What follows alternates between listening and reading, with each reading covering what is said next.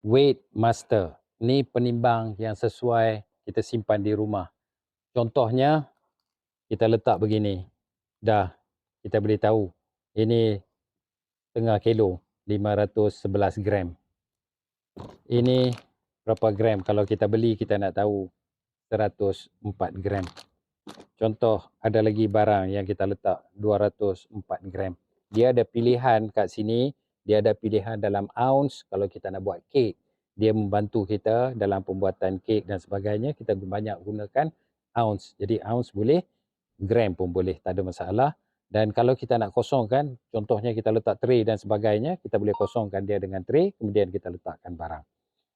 Mesin ni bagus kalau kita simpan di rumah, satu. Bagi mereka yang nak kuruskan badan. Kenapa saya cakap? Sebab dia boleh gunakan mesin ni untuk timbang apa yang dia nak makan. Sebab tok guru yang mengajar, dia mengajar makan berapa gram dan sebagainya, dia boleh timbang berapa banyak yang dia makan, kalori dan sebagainya. Jadi dia boleh tahu daripada penimbang yang dia gunakan ini untuk dia makan.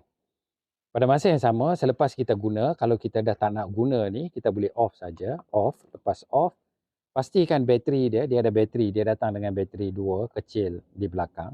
Dan kalau kita tak guna tiap-tiap hari, elok kita keluarkan dia bateri ni dan kita simpan berasingan. Sebab lama kelamaan kalau kita biar bateri di dalam dan kita tidak guna mesin ini, maka dia boleh berair dan merosakkan mesin ini dalam jangka panjang.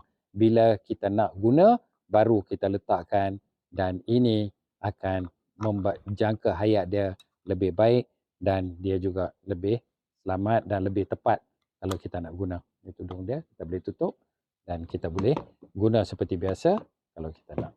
Jadi, ini pilihan yang terbaik. Harganya murah sangat. Boleh beli dan simpan satu di rumah.